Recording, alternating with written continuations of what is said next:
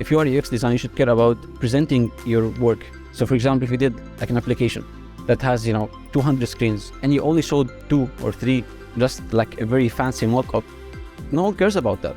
If they're hiring a UX designer, they're hiring you to see how the thing flows, how the project is going, like how did you start, how did you end, all the feedback, how did you adjust your project accordingly. So I want to see the entire thing. I don't want to see like fancy mock-ups. I don't care about animations. I don't care about fonts going up and down. I just want to see the process. I just want to see how did you do it and why did you do it that way. So if you can, like, I care about a lot videos. So when someone has a video explaining their project, this is very impressive. Like I almost never see someone has a video explaining things.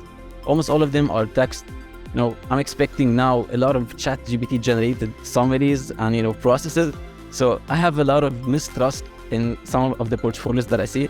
I want to see a genuine talk. I want to see someone explaining their project, so I know like they did it, they mean what they said.